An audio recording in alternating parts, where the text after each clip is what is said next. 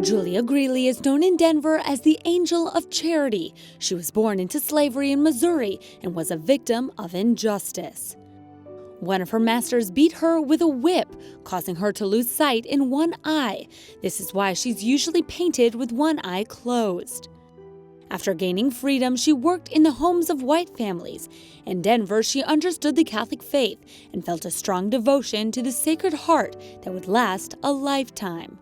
She was an American slave who was freed, who then chose in her life to help other people and to help the underprivileged. It's not a native Coloradan, all right? It's a slave who learned the justices and the injustices of life at a very early age, but didn't let that stop her from living a life of holiness.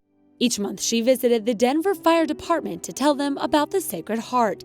She brought them rosaries and taught them prayers, even though she hadn't received any training. The other thing that's interesting, she couldn't read or write. Okay?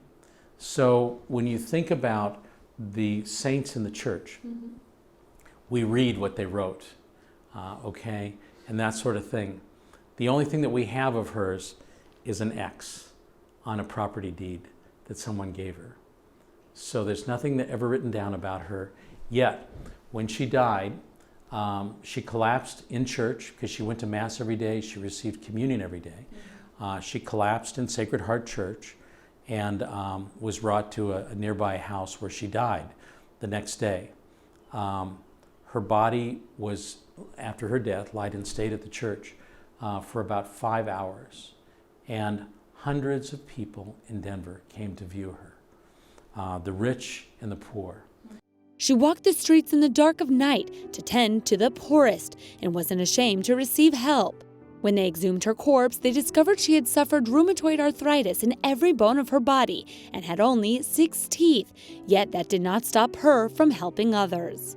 This angel of charity has been remembered for what she did, and remembered for what she did. Not the fact that she was an ex-slave, not a fact that she was black, but a fact that she loved people and she wanted to help them.